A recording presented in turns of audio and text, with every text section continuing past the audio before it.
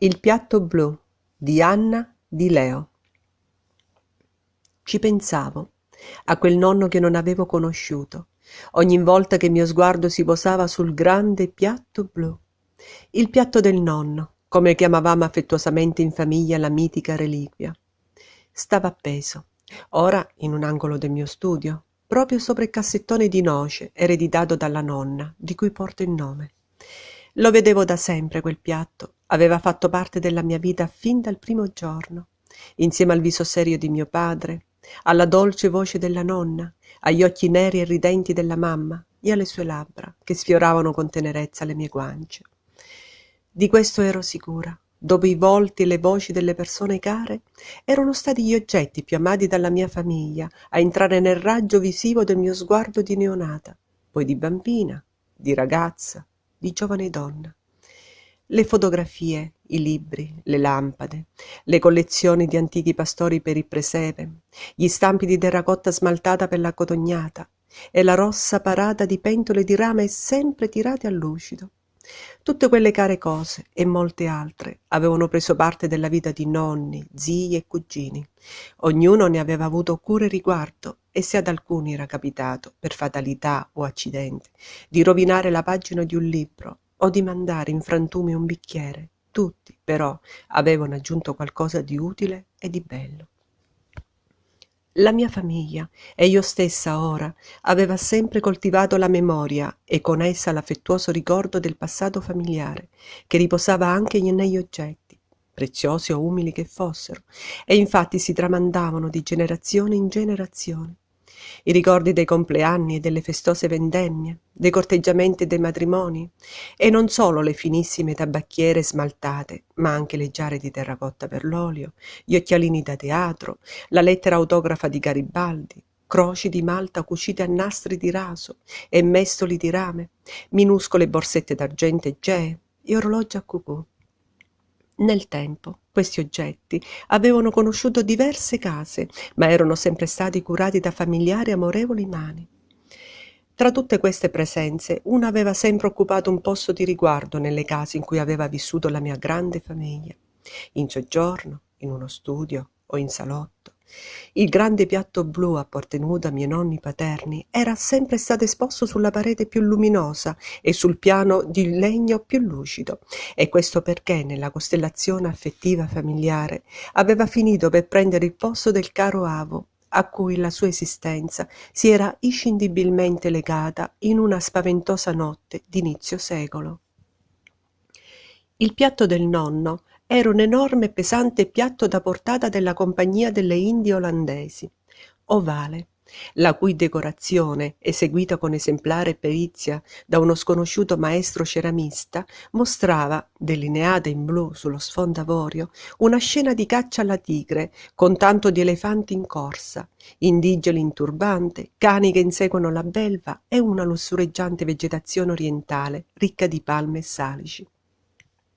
In prossimità del centro, però, la bella e movimentata composizione era sfregiata da una piccola ma profonda abrasione che, interrompendo il sapiente disegno, scopriva l'impasto della maiolica ormai imbrunito dal tempo. Per tanti anni il piatto aveva fatto parte delle suppellettili della grande casa in collina, in cui, d'estate, la famiglia si riuniva per le vacanze. Lo ricordavo nella stanza della nonna, poggiata al centro di un piccolo tavolo, accanto al quale la mia Ava sedeva a ricamare o a tessere al tombolo preziosi tramezzi di seda avorio. La nonna aveva per il piatto blu una particolare premura. Passando per raggiungere la sua poltrona, ne sfiorava il bordo con 2 dita, con la stessa delicatezza con cui, un tempo, aveva amorevolmente accarezzato un volto, quello del suo giovane e bellissimo sposo, tanto precocemente mancato al suo amore.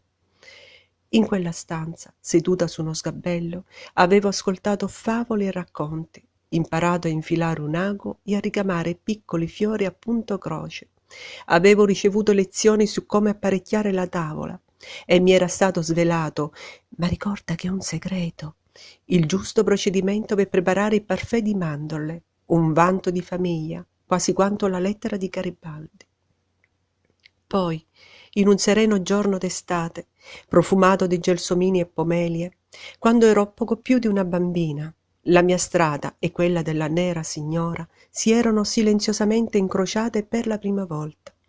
La nonna, infatti, lasciando incompiuto il suo bel ricamo con farfalli amorini, era improvvisamente partita per un viaggio che l'avrebbe tenuta lontana tanto, tanto tempo. Così mi aveva spiegato mio padre, nelle ore in cui sulla casa era sceso un silenzio inusuale che aveva spento il sorriso sui volti degli adulti. La tua nonna è andata da un'amica, mi aveva detto, una signora che abita in una città molto lontana. Io non riuscivo a farmene una ragione e mi sentivo quasi in collera con la nonna, che era partita senza darmi neanche un bacio. E poi, com'era possibile che preferisse la compagnia di un'amica a quella della sua amatissima nipotina? Non ci furono spiegazioni, nessuna risposta, solo tanti baci e carezze. Tenni con cura per tanto tempo, sotto al cuscino, un fazzoletto con l'iniziale del suo nome, ricamata in rilievo, e qualche anno dopo preparai da sola il parfait, seguendo scrupolosamente le indicazioni ricevute, e lo feci benissimo.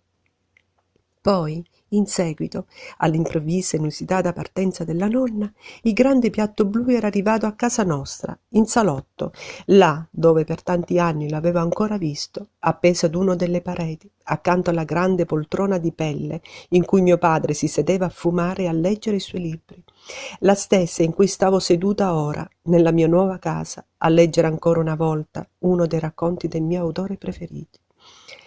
Ricordavo quando mio padre, ritenendomi ormai abbastanza grande per comprendere i fatti senza sentirmene eccessivamente turbata, mi aveva finalmente raccontato la storia del piatto blu, intrecciata a uno dei momenti più drammatici vissuti dalla sua come da tante altre famiglie in quella città, che molti anni prima della mia nascita la forza dirompente di un evento naturale aveva ferito in modo irreparabile.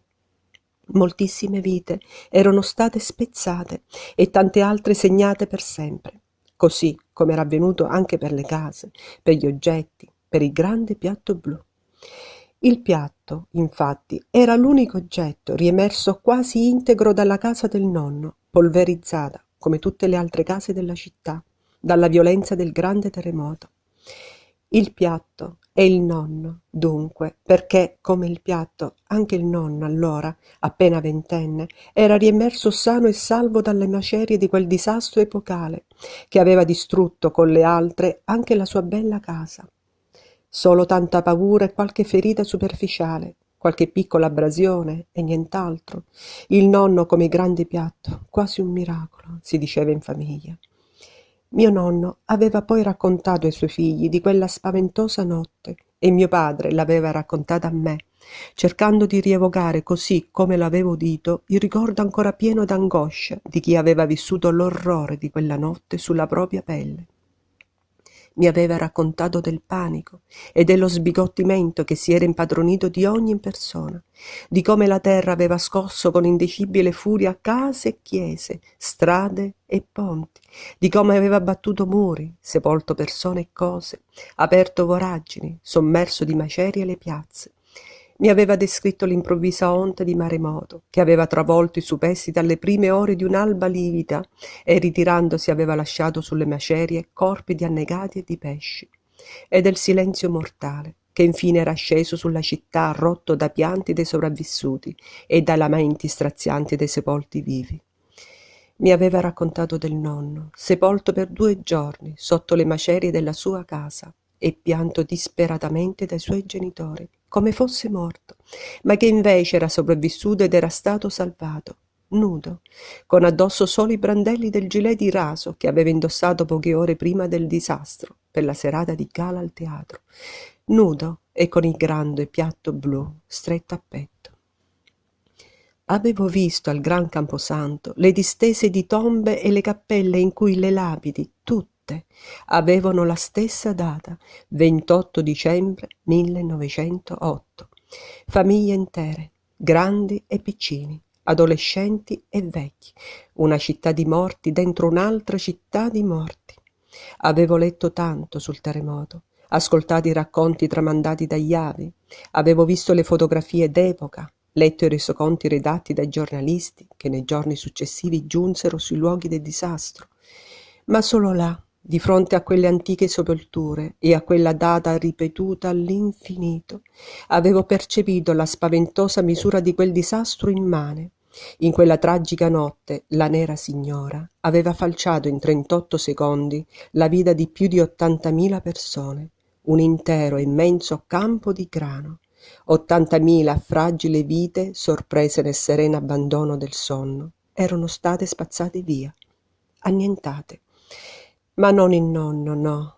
Il nonno era riemerso dalle macerie, pallido, fantasma ferito e nudo, ombra muta e tremante, tenendo stretto a sé, anzi no, era lui che si teneva aggrappato quasi a farsene scudo, come fosse stato un'ancora di salvezza o uno scudo, al grande piatto blu.